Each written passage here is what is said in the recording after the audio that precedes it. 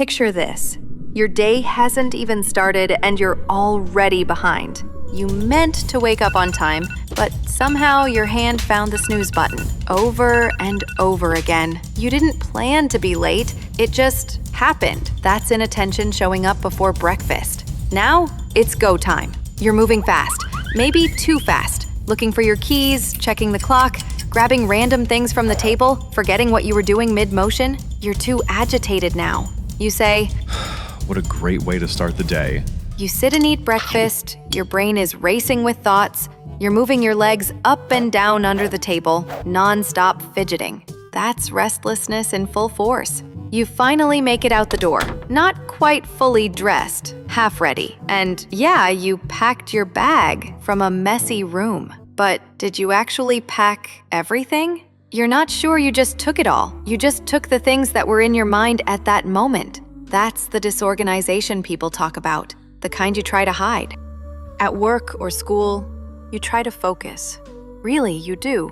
But halfway through an assignment, your brain drifts to your phone, to what you forgot earlier, to literally anything except the thing in front of you. That's distractibility, and it's loud. Then, you meet your colleagues. You're in a conversation, and something pops into your head. It's important, so you say it. Right in the middle of someone else's sentence. You didn't mean to interrupt, it just came out.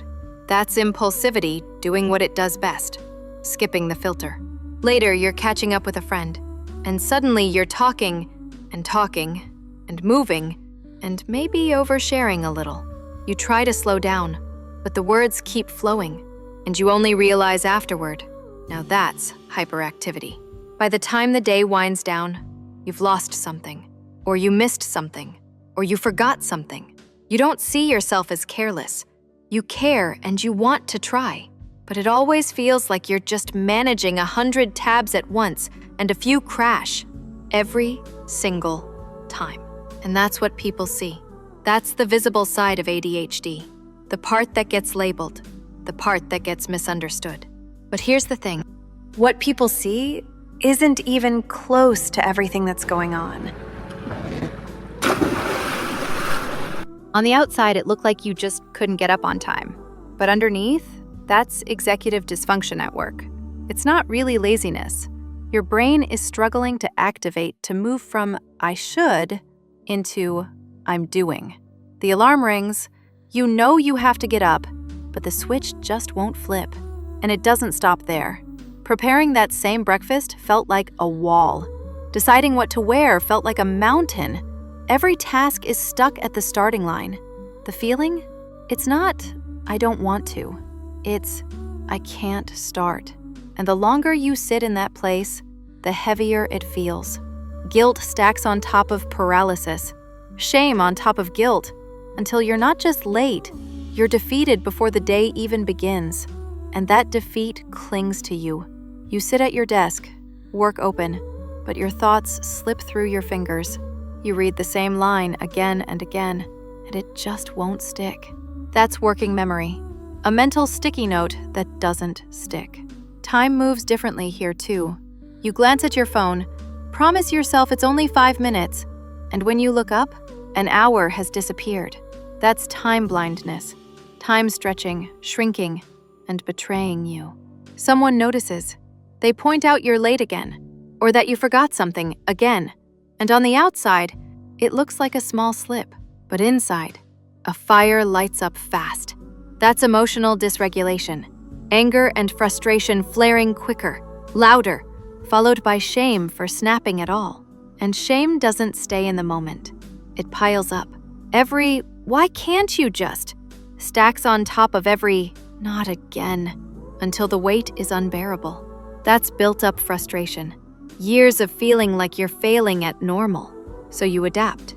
You become agreeable, helpful, smiling when you're tired, saying yes when you want to say no. Because if everyone is pleased, maybe no one will notice. That's people-pleasing, born from shame. Even when you hold it together in public, there's a cost. Every nod, every laugh at the right time, every effort to seem fine takes energy you don't have. That's masking. And the crash always comes later, when you're finally alone. And then there are the moments no one sees, where a small comment feels like a dagger, a raised eyebrow, a delayed reply, we need to talk. That's rejection sensitivity, pain that cuts deeper than anyone around you can imagine. It's a constant push and pull. One moment, your brain is a hurricane, pulling you away from every task. The next, it locks you into one thing for hours, and you forget to eat, to sleep, to breathe. That's hyperfocus, the paradox of ADHD. Meanwhile, the world itself feels too loud, too bright, too much.